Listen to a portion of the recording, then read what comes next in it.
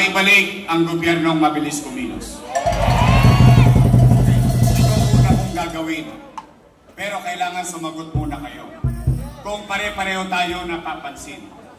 Kasi kung ito rin ang damdamin ninyo, katulad ng narinig ko sa 1, sa 2, sa 3 kagabi, gusto ko marinig sa Sampaloc, sa District 4, kung pare-pareho kayong napapansin. Napapansin nyo ba dumudugyot ulit ang Maynila ngayon? Pare-pareho na kayo napapansin. Si ate na lang hindi nakakapansin. Isinungaling kayo. Hindi kayo nagsasabi ng totoo. Totoo? Dugyot ang Maynila.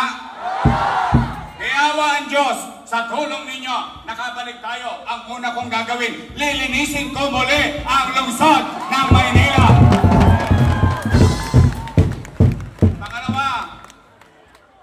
Pangalawa kong gagawin, pero kayo muna sasagot. Napapansin nyo ba? Nagbalikan na naman ang mga tulongge sa Maynila. Snatching, hold-upping.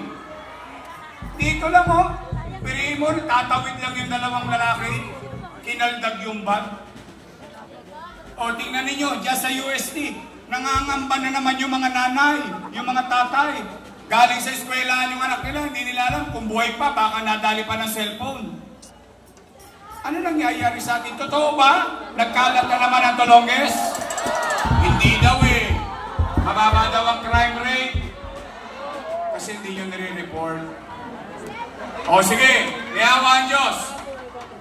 Sa tulong ninyo, ibabalik ko sa inyo ang kapanatagan na pagtulog sa gabi. Dahil habang kayo sa peligro de ora na nanahimik, panatag na natutulog, ibabalik ko sa inyo ang kapanatagan sa lungsod ng Maynila. Dahil si Yorme nasa kalsada pa hanggang madaling araw dito sa Maynila.